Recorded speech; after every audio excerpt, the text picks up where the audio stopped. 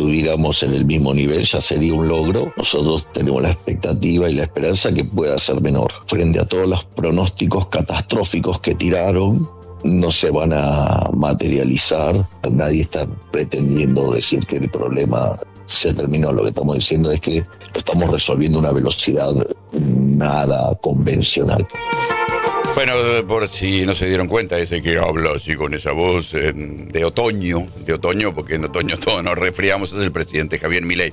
¿De qué está hablando? De la inflación del mes de abril. ¿Cómo va a ser la inflación del mes de abril? Las primeras proyecciones hablan de una inflación que va a estar arriba del 3, pero que no va a estar en el 3,7 del último mes. Y entonces lo que dicen es, bueno, esto quiere decir que pese a la devaluación del dólar oficial, que fue, según se mire, de 4 meses de crawling peg o de 8 meses de crawling peg, o sea, de esa devaluación programada, se hizo en un mes,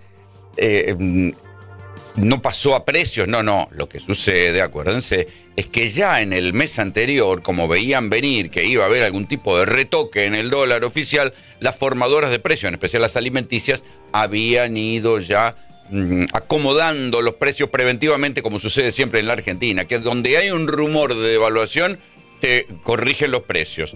Y donde después corrigen los precios, te lo vuelven a corregir. Eso sí, si el dólar baja, no bajan nunca los precios.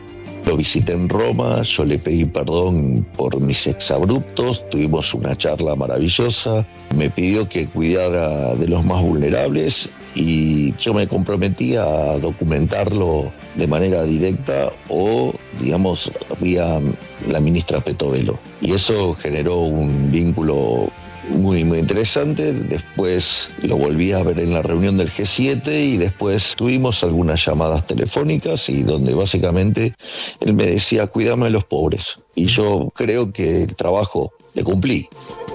Sí, hay que ver. Salgan a preguntarle a los pobres en el conurbano o de cualquier ciudad de la Argentina si se sienten cuidados por el presidente Javier Milei. Lo cierto es que si uno se remite a las estadísticas, lo que hay, sí, es una mejora en el ingreso de los indigentes que cobran la asignación universal por hijo y la tarjeta alimentar, que se aumentó mucho más que la inflación, y esto permitió que una cantidad de gente que había entrado en la pobreza rápidamente con la devaluación que hizo Milei y que llevó a la inflación de los primeros meses al 25%, después se acomodaran en su situación. Ahora bien, salieron de la pobreza estructural en la que estaba. ¿Es salir de la pobreza, vivir de los planes? No, difícil. Recuerden que en la campaña electoral, entre sus promesas de campaña, lo que Milei decía es, hay que desregular todo, hay que favorecer la disolución del Estado o el achicamiento del Estado, porque esto iba a favorecer las inversiones y la actividad económica. Y la verdad es que la actividad económica cayó y no despega. Y tarde o temprano eso se va a notar entre los más pobres. También la relación con el Papa, él la cuenta como le parece, porque hay que recordar que entre aquel encuentro donde el Papa Francisco estaba en silla de ruedas y lo abraza, Milei, y después esos 70 minutos de reunión, pasaron cosas, y entre esas cosas que pasaron hubo varios reclamos del Papa, principalmente 3, contra Bullrich por gasear a los jubilados, contra el retiro de los alimentos a los comedores de la ministra Petovelo, que sigue ignorando los fallos judiciales. Esta semana mismo salió otro fallo judicial que le dijo Petovelo, entregue los alimentos a los comedores, es una ley, y sigue sin entregarlos y sin comprarlos. Y después, por supuesto, contra por la caída en las jubilaciones. A ninguna de esas 3 cosas que tienen que ver con los pobres y con los vulnerables, el gobierno hizo nada, Toda la corrupción duele, pero en algunas cosas duele mucho más, cuando son los abusos sobre los sectores más vulnerables. Y eso también ha sido una parte muy importante de este gobierno, porque en el medio de no hay plata y había que hacer el ajuste. Vos sabés que nosotros en el primer tramo, sin gastar un solo peso más, duplicamos el dinero que llegó a la gente, básicamente eliminando los intermediarios. Y esa parte es verdad, porque recortaron eso que el peronismo nunca se animó a definitivamente a cortar, aunque ya sabían que había ahí un núcleo de curro y de clientelismo, que eran los planes potenciar trabajo. Seguramente había cooperativas que laburaban, pero el hecho de que fueran las propias organizaciones sociales las que dieran las altas y las bajas, ¿sí? Que te metían en un plan y te sacaban de un plan si ibas o no a una marcha, terminó generando un mecanismo de clientelismo hacia la gente y de extorsión hacia el Estado, ¿sí? Pero ese mecanismo arrancó con Macri, fíjense. En los tiempos de Cristina no eran las agrupaciones sociales las que daban los planes. Los planes que habían crecido y fueron una salida acordada con la Iglesia, sobre todo allá por la caída de la convertibilidad en el gobierno de Duhalde, surgieron los planes sociales como una manera de frenar estallidos sociales. Recuerden que de la Rúa se va por un estallido social, que Rodríguez Sá se va también por otro estallido social, y entonces se la veían venir negra y ahí arrancaron los planes sociales. Durante el kirchnerismo bajaron esos planes sociales hasta ser solamente de 250.000. Durante el macrismo volvieron a crecer, en especial porque hubo un pacto entre el movimiento Evita y otras agrupaciones, ya ni siquiera eran piqueteras, otras agrupaciones de los movimientos sociales, que acordaron este sistema por el cual ellos manejaban la lista de beneficiarios, las altas y las bajas. Hay una célebre declaración de el Chino Navarro y Pérsico, una entrevista que creo que dieron en la revista Crisis, que ellos dijeron en su momento, bueno, al gobierno de Macri hay que bolsiquearlo, o sea, hay que sacarle lo más posible. Y ese sacarle lo más posible era tener las altas y bajas de los planes. Con el tiempo, el gobierno de Alberto, que recuerden que estaba apoyado sobre todo en el movimiento Evita, porque lo había apoyado, que había apoyado también a Randazzo cuando le disputaron la interna a Cristina, no se animó a modificar esto. Y había una ley no escrita por la cual cada vez que le dabas un plan a un piquetero, un movimiento piquetero trosco, para decir el Polo Obrero o alguno de estos, le tenía que dar 2 o 3 a los movimientos piqueteros oficialistas. Y después vino la pandemia, con lo cual se fue haciendo una inmensa bola de planes sociales que, claro, cuando el gobierno de Milei empieza a cortar ese mecanismo, esa guita la pudo redirigir a la asignación universal por hijo y a la tarjeta alimentar. Por eso, esta parte, al menos de lo que dice Milei, es verdad. Sin gastar más, aumentamos la asignación universal por hijo, vale decir, la asistencia directa a los más pobres. Hay un intento de mentir de manera sistemática, siempre en contra de mi persona. ¿A vos te parece bien que los periodistas mientan y digan cosas, barbaridades, que digan todo tipo de mentiras, calumnias, injurias, y que la otra persona no se pueda defender? Y ahora, digamos, estamos esperando que aparezca el número de inflación y vamos a dejar expuesto a todos los mentirosos que dijeron barbaridades con la tasa de inflación. Bueno, esta es la caricatura del paranoico, ¿sí? Es la caricatura del paranoico. El presidente es un presidente, chicos.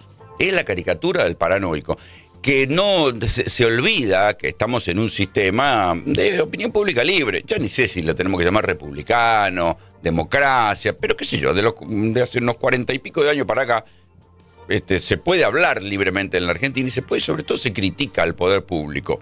Entonces, esta idea, cuando Milei fue candidato, cuando Milei era panelista, ¿acaso no decía barbaridades de quienes estaban gobernando, ya fuera Cristina, Alberto, Macri? ¿Acaso no decía barbaridades de ellos? Entonces, cuando él decía barbaridades, no eran calumnias, injurias, no eran mentiras, no era nada, era lo correcto. Ahora que él es presidente, cuando los demás dicen cosas de él, y la verdad que nadie tiene hacia él el tono que él tenía cuando él era opositor. Porque el expediente fácil de pedir disculpas, como hizo con el Papa, y ya la verdad que a esta altura del partido uno no se lo cree mucho. ¿O acaso él no decía barbaridades cuando era panelista y decía que el Papa era el representante del maligno en la tierra? ¿Alguien está diciendo que él es el representante del maligno en la tierra? ¿Alguien está diciendo ese nivel de insulto? No. Lo que hay de parte de periodistas, algunos como yo, otro de otro sector ideológico, están diciendo, muchachos, algunas cosas no cierran, en esto se equivocó, el fondo está pidiendo esto, qué sé yo, las cosas habituales que se dicen en cualquier régimen democrático. Vayan a cualquier país del mundo y prendan la televisión y van a ver que se dicen más o menos las mismas cosas que se discuten en la Argentina y las mismas cosas que se le critican con el mismo tono que se le critican al presidente argentino. Este es un barco que no está dentro de ninguna de las grandes compañías que en general tienen sistemas de autoprotección, de seguridad. Acá tenemos 469 kilos y medio, 469 kilos y medio, lo que significa, que debería haber dicho el representante de la Unidad de Información Financiera, porque acá hay mucha plata. Acá tenemos 6 millones de dólares. Esto sí que es desopilante, por si no se dieron cuenta. La que habla es Patricia Bullrich. Patricia Bullrich ayer quiso ir a subirse al barco.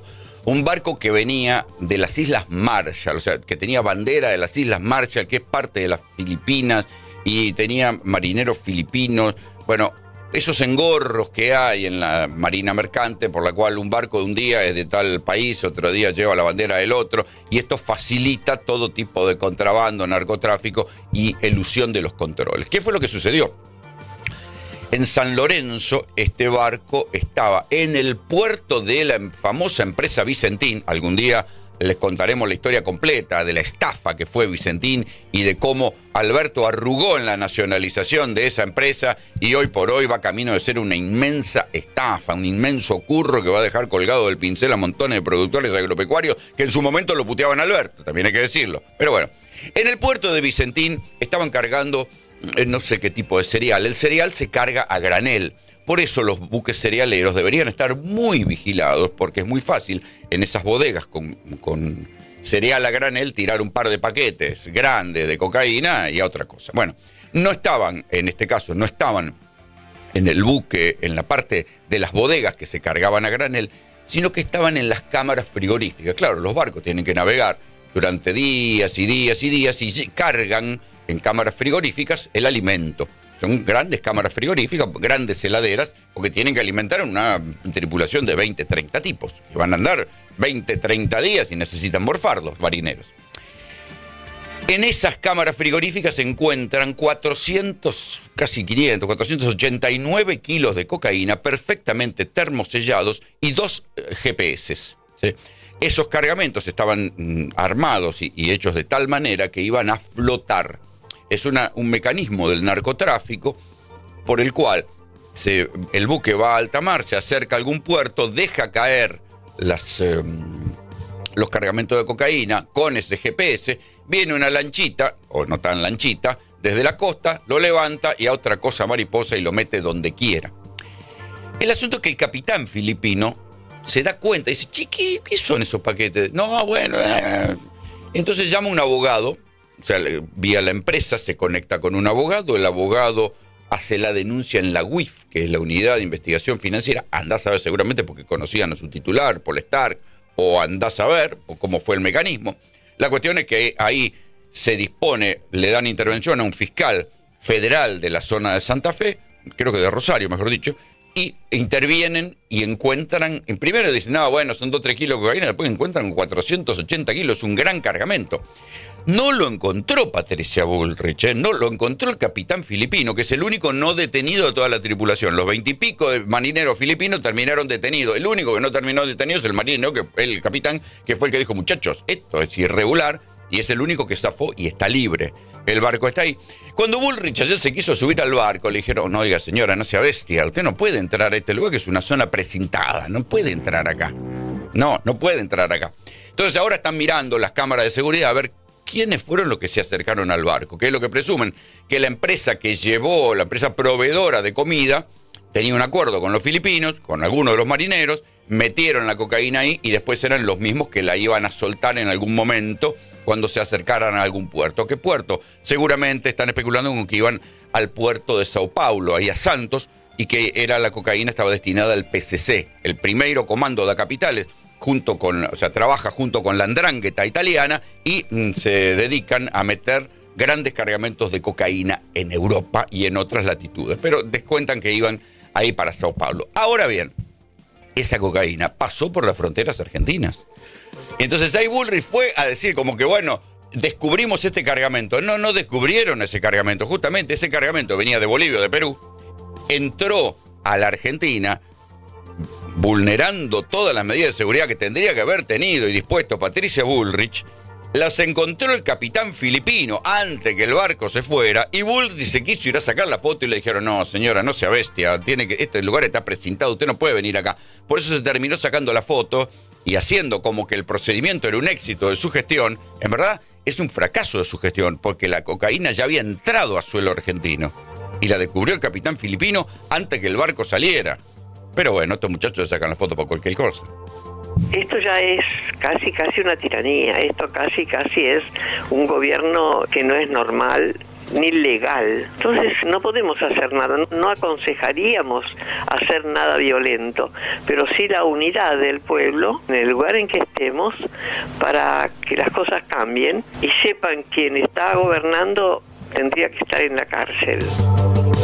A ver, si Estela de Carlotto, titular de Abuela de Plaza de Mayo, dice estas cosas del gobierno, que no las dijo ni siquiera del gobierno de Carlos Menem, yo la verdad como presidente me preocuparía. ¿Por qué? Porque claro, al presidente le encanta que le den esos premios truchos, esos premios de acrílico, de organizaciones de ultraderecha, pero Estela de Carlotto es una referente mundial. Es una persona que se la conoce en el mundo, ha sido recibida por todos los presidentes del mundo. Lo que pasa es que Milei piensa que la historia arranca cuando él llega, y la verdad que no. Los estados serios, incluso las gestiones liberales de derecha, han tenido siempre un respeto inmenso por Estela de Carlotto y su lucha para recuperar los nietos secuestrados, hijos de los desaparecidos. Que Estela de Carlotto, que es una referente mundial en derechos humanos, te esté diciendo que esto es una tiranía, cosa que no le dijo ni a Carlos Menem, al gobierno debería preocuparlo. Claro, ellos despachan la cuestión con el expediente fácil de, bueno, Carlotto es kirchnerista, sus hijos eran terroristas, todas esas pelotudeces, cuando en verdad la historia demostró que la presencia y el prestigio de las organizaciones de derechos humanos trascendió mucho a lo que hubieran hecho sus hijos, estuvieran o no desaparecidos, porque al final del día lo que se evalúa es que son los estados los que tienen que ser moralmente superiores a lo que hagan sus ciudadanos. Y es lo mismo que el debate con los periodistas. Un presidente no está al nivel de los periodistas. Puede discutir con la prensa, pero siempre dentro de modales democráticos. Ni con insultos, ni con escraches, ni con burlas, porque después eso termina, esa violencia simbólica termina favoreciendo la violencia real.